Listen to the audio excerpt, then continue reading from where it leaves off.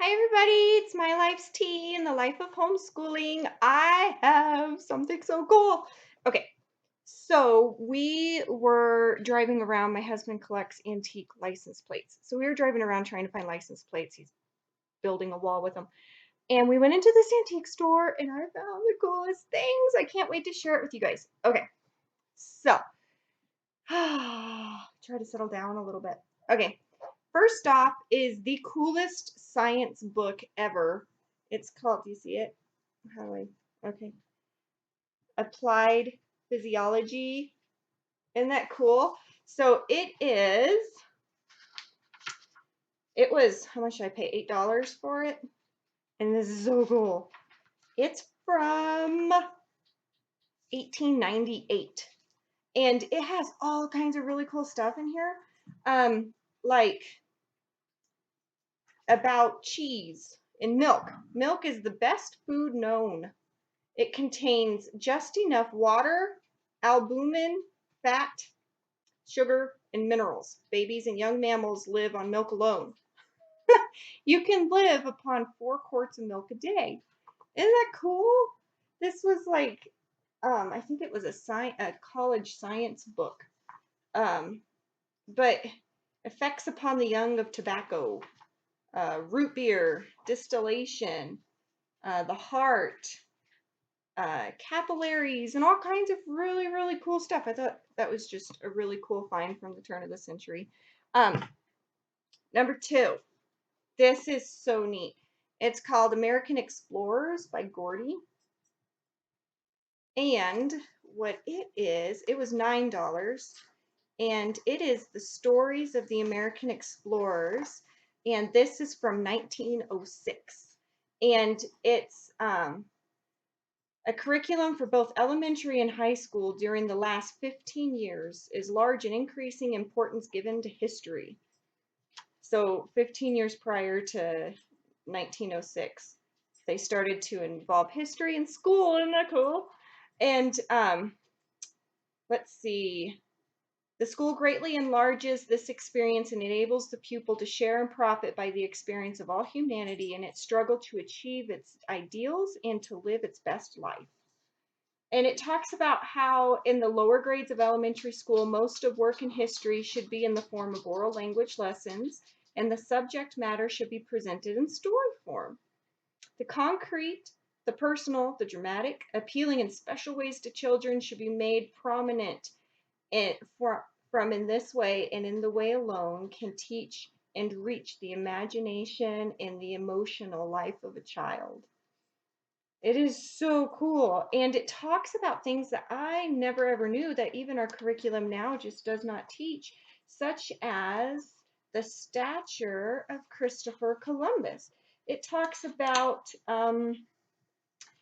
he was a fine looking man, tall, strong, and well formed. He had a noble face with keen blue gray eyes, his hair already white by the time he journeyed, by 36, I believe, fell in long locks along his shoulders, and although plainly dressed, his courteous manner made him pleasing to all whom he met.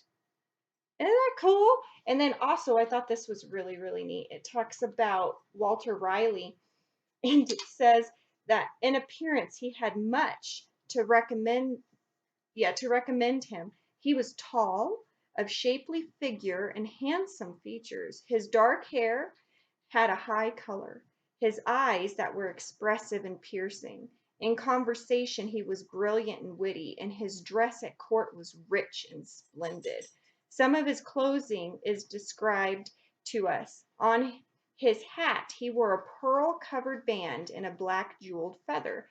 His shoes were tied with white ribbons, were ornated with jewels worth 6,600 pieces of gold each.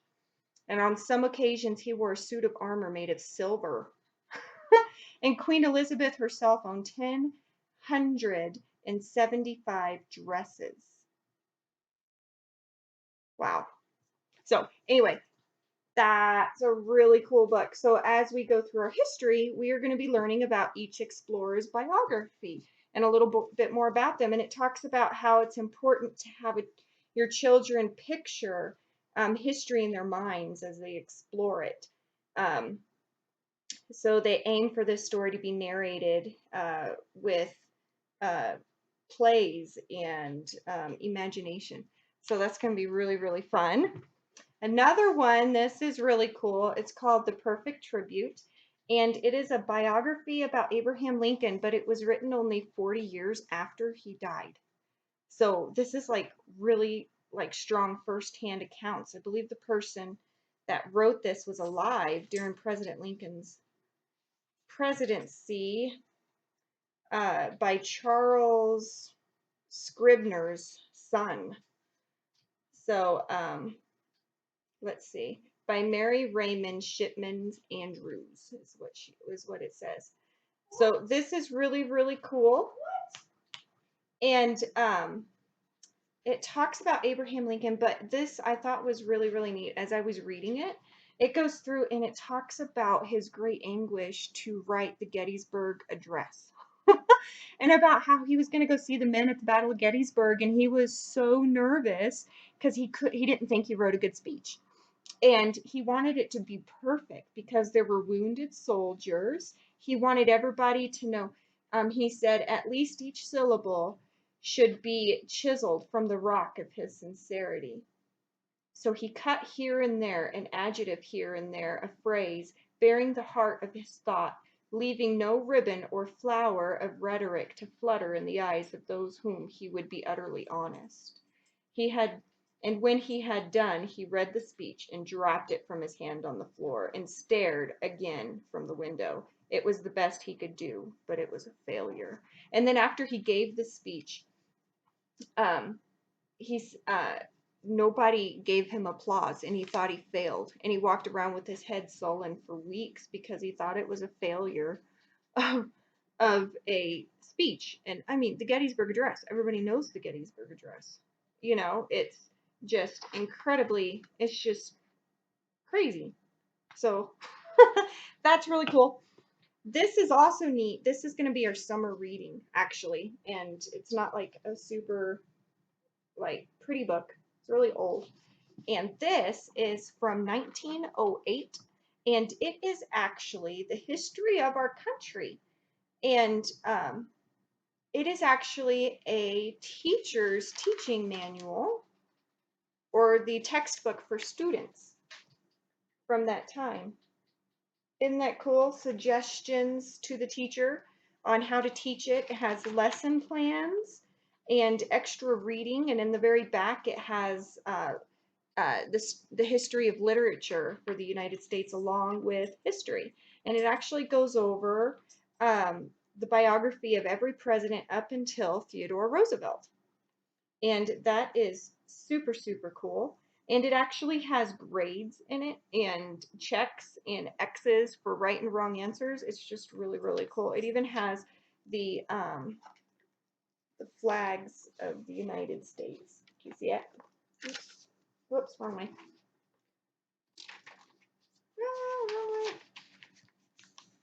You see that? How cool that is? So anyway, this is going to be our summer reading because we just completed the first half, which comes almost up until this time in Core 100 of Sunlight. So my daughter will be reading this summer. So that's really, really cool. And then I also wanted to show you these.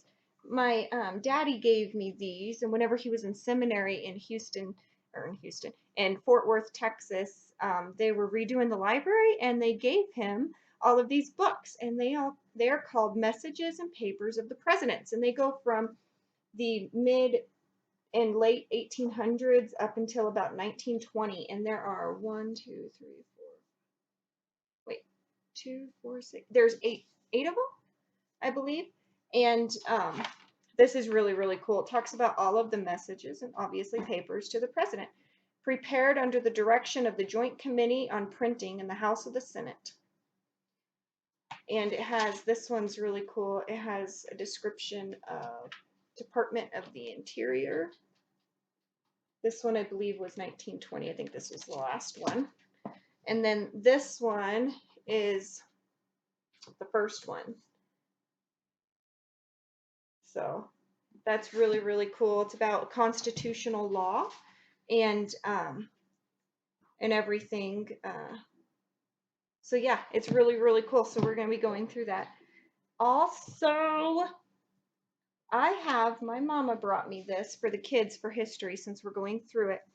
It is my grandmother's war ration book from the Second World War.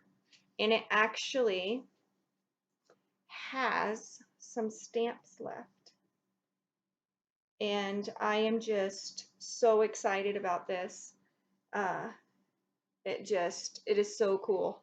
My grandmother was 27 years old, and my Uncle Bob was just a young baby. So that's really, really cool. So this I treasure very much. And then this is really cool. I've never seen one of these before, and I thought it was so neat. I had to buy it. It was like 10 cents. I was like, are you kidding me? This is so cool. It is, I hope you can you see it? Can you focus? It is a tax token from the Second World War. Its date on it is 1941. And actually, I did not notice this whenever I bought it. My sister was looking at it and told me, you can't tell on the camera, but it is wooden. And obviously, during the war, we know that there was a shortage of metal because they were using all the metal for the war. So this tax token, it was from the commission in the state of Washington, and it is a tax token for tax exemption for during the war. So it goes along with the war ration book from my grandmother.